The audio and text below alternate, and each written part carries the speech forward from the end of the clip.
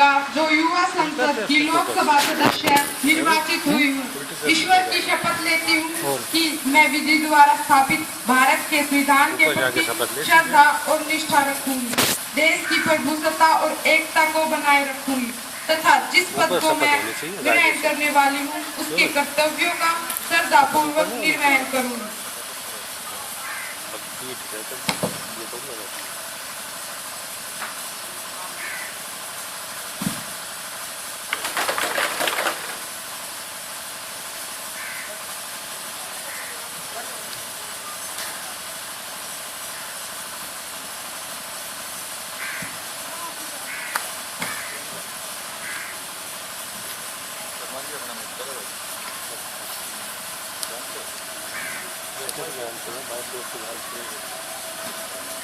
आप फरीदाबाद निर्वाचन क्षेत्र से कुमारी ललिता शपथ अथवा प्रतिज्ञा करेंगी।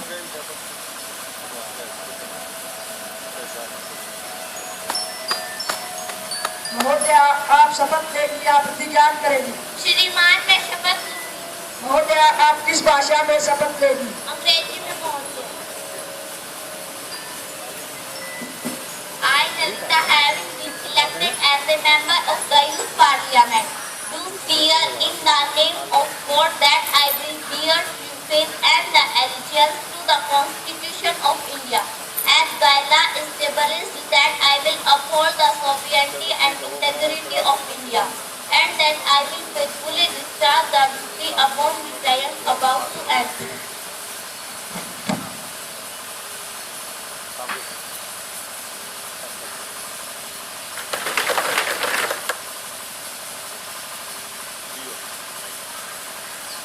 सर टाइमिंग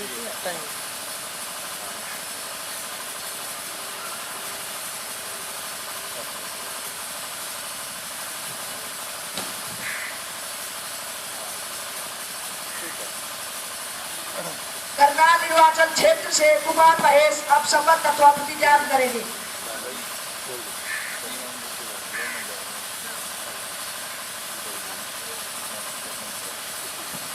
महोदय, आप शपथ लेंगे या प्रतिज्ञा करेंगे? महोदय, मैं शपथ लूंगा। श्रीमान, आप किस भाषा?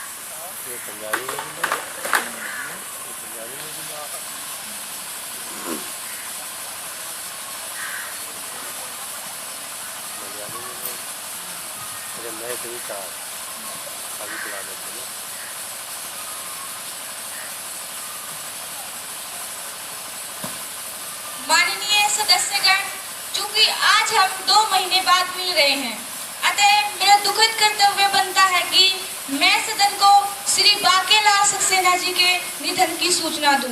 वे इसी सदन के सदस्य थे और एक सड़क दुर्घटना में उनकी मृत्यु हो गई। वे एक कृषक और सामाजिक कार्यकर्ता थे। उन्होंने श्रमिकों के कल्याण, पिछड़े वर्ग एवं दलित लोगों के उत्थान के लिए समय और शक्ति लगाई।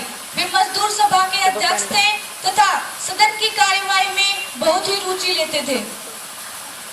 अध्यक्ष जी, मैं श्रीमान बाकेलाल सक्सेना जी, जिनकी मृत्यु पर सभा ने शोक व्यक्त किया है, को अपनी श्रद्धांजलि अर्पित करती हूँ। वे एक नौजवान युवक थे और स्वतंत्रता सेनानी परिवार से संबंध रखते थे। वे स्वस्थ और प्रसन्न नजर आते थे, इसी कारण उनकी मृत्यु का शोक सबसे अधिक है।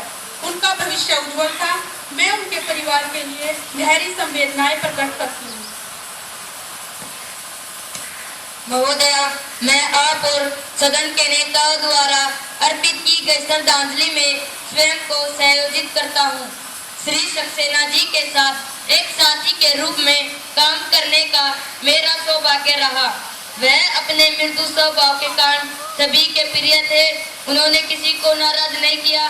वे सदैव मुस्कुराते रहते थे। वे एक खुले दिल के व्यक्ति थे। उनके न रहने से हमने एक अच्छा सामाजिक, राजनीतिक और सार्वजनिक कार्यकर्ता खो दिया। मैं शोक संतप्त परिवार को अपनी संवेदनाएं भेजने में स्वयं को और अपने दल को संयोजित करता हूँ।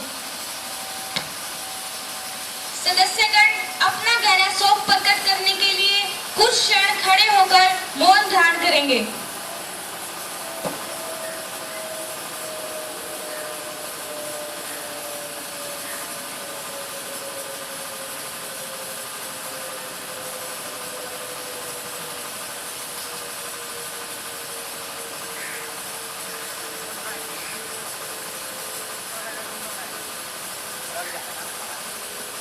महासचिव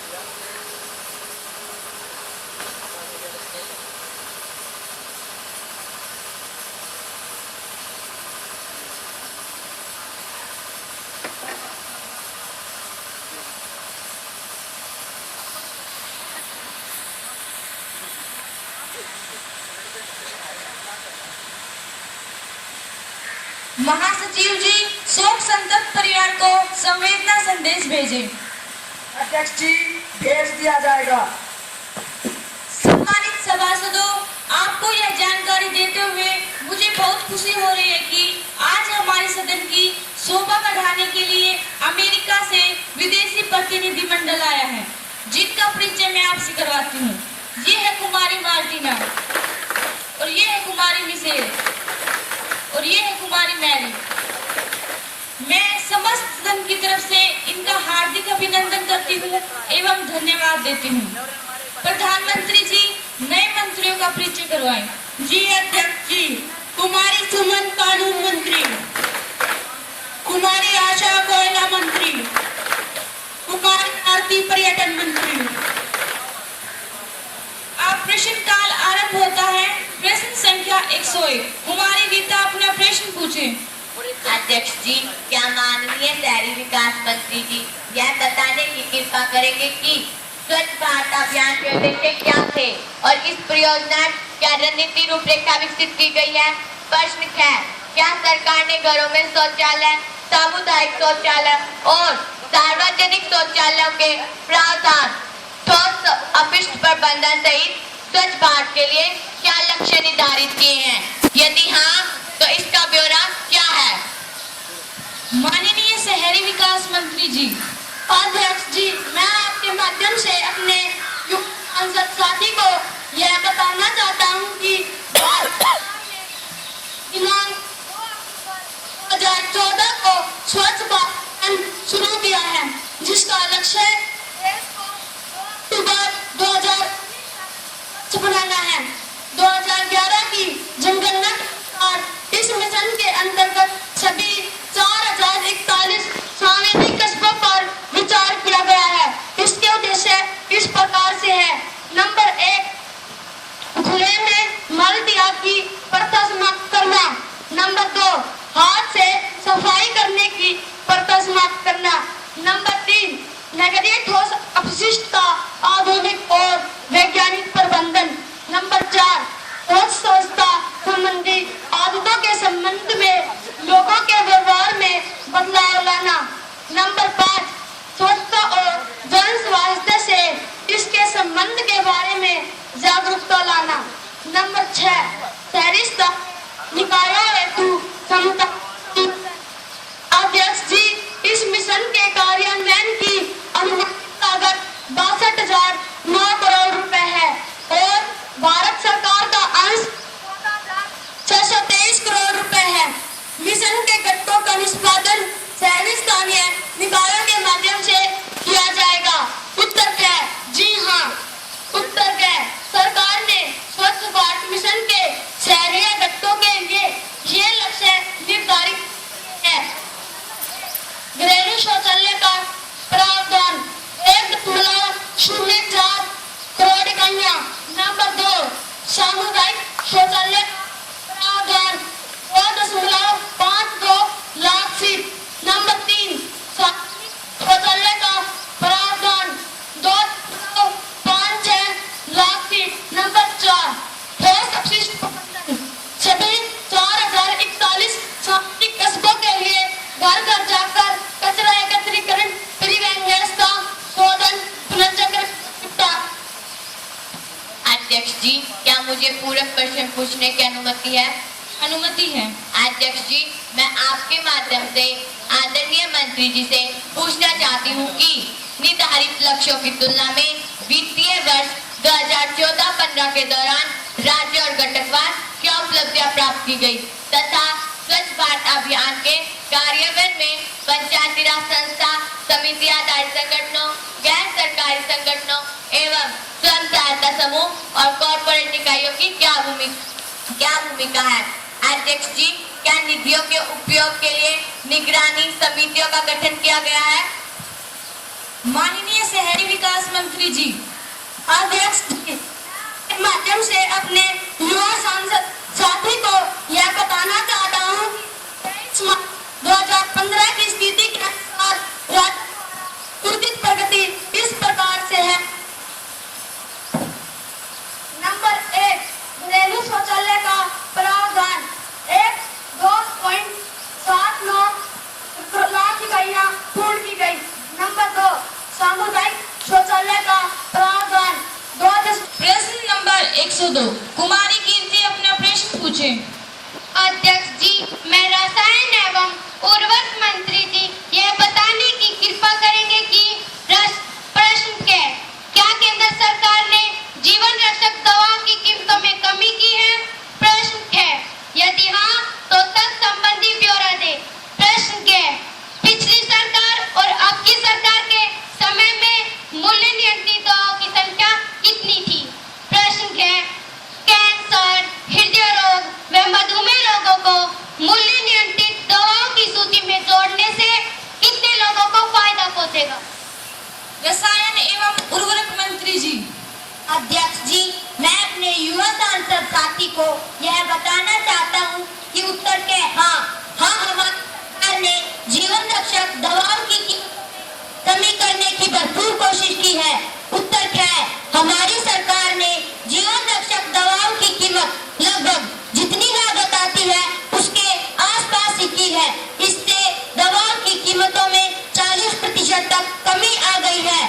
15 नवंबर 2015 को हमारी सरकार ने अमृत योजना शुरू की है। दिल्ली के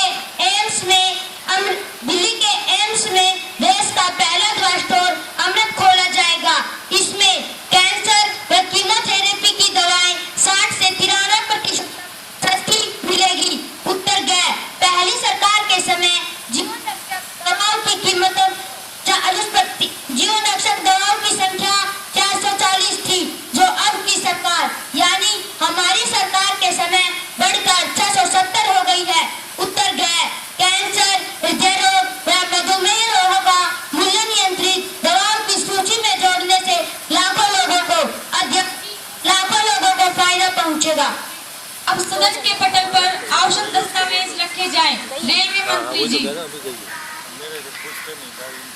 रेल धारा अधिकरण अधिनियम 1987 की उपधारा रेल का चेयरमैन, वाइस और सदस्यों के वेतन भत्ते सेवा मैं उनको अदालत के पटल पर रखता हूँ।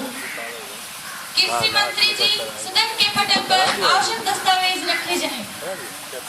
अध्यक्ष जी, मैं आपकी अनुमति से कंपनी अधिनियम 1956 की धारा 619 की उपधारा नंबर 1 के अधीन कागजातों के एक प्रति हिंदी और अंग्रेजी संस्करण सदन के पटल पर रखता हूँ।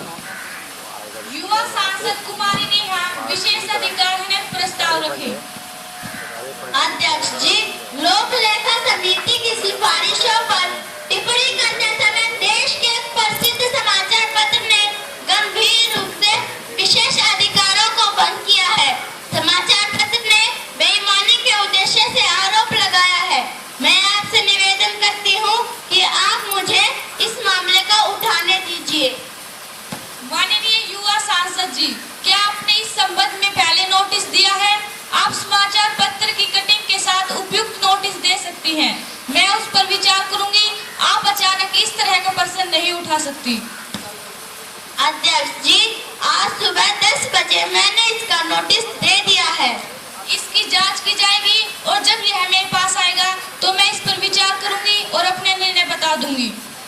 धन्यवाद अध्यक्ष जी। अब शून्य काल आरंभ होता है। युवा सांसद कुमारी छवि अपना प्रश्न पूछे। अध्यक्ष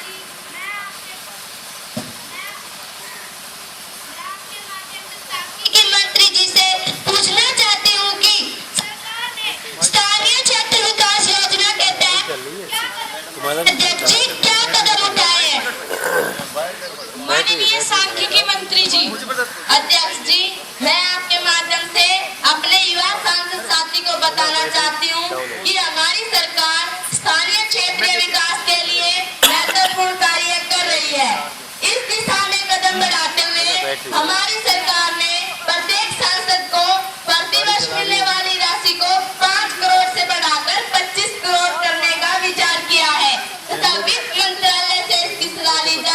सर। इससे प्रत्येक सांसद को अपने अपने स्थानीय क्षेत्र के विकास में भरपूर सहायता मिलेगी। कुमारी रीता अपना प्रश्न पूछे। अध्यक्ष जी, मैं आपके माध्यम से गृह मंत्री जी से पूछना चाहती हूँ कि महिलाओं के साथ रेप, दहेज हत्या इत्यादि वारदातें दिन प्रतिदिन बढ़ती जा रही है। अध्यक्ष जी, वारदातें दिन प्रतिदिन बढ़ती जा रही है। इन्हें रोकने के लिए सरकार ने क्या कदम उठाए हैं? मंत्री महोदय, अभी तक इस संदर्भ में कितनी एफआईआर दर्ज हो चुकी है और कितने अपराधियों को जेल भेज दिया चुका है? माननीय गृह मंत्री जी। अध्यक्ष जी, सभी आंकड़े उपलब्ध हो जाने पर जवाब दे दिया जाएगा। युवा सांसद कुमार कबीर अपना प्रश्न पूछे। अध्यक्ष जी, रेलवे मंत्री जी है बताने की कृपा करेंगे कि वर्ष है क्या रेलवे का रेलगाड़ियों के ठहराव को बदलने का विचार है? यदि हाँ तो संबंधी ब्यौरा क्या है? प्रश्न है तो प्रकाश से जोड़ने साम्यवाद क्षेत्र को रेलवे लाइन से जोड़ने के लिए सरकार का क्या विचार है? स्वच्छ भारत अभियान रेलवे विभाग ने क्या कदम उठाए हैं? धन्यवाद। माननीय रेलवे मंत्री जी।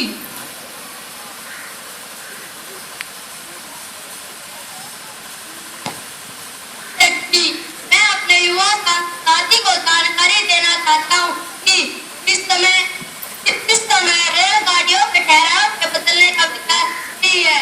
इस बार इस सरकार को रेल को नहीं पिछला रेल का आधुनिकीकरण की ओर ले जाने वाला पहला बजट है। अतः गुड़गांव से रोहतक को रेलवे लाइन से जोड़ने पर कोई विचार नहीं किया गया। आगे इस पर विचार किया जाएगा। स्वच्छ भारत अभियान को सफल बनाने के लिए रेलवे विभाग ने निर्णय लिया है कि नहीं लगा रखी इस शुरू में 175 किलोमीटर रेल ट्रैक मानव मल से मुक्त होंगे। ट्रेनों में जैव विकल्प बनाने का प्रावधान किया है। यह सब 2 अक्टूबर गांधी जयंती से शुरू हो गए। कुमारी छवि अपना प्रश्न पूछे। अध्यक्ष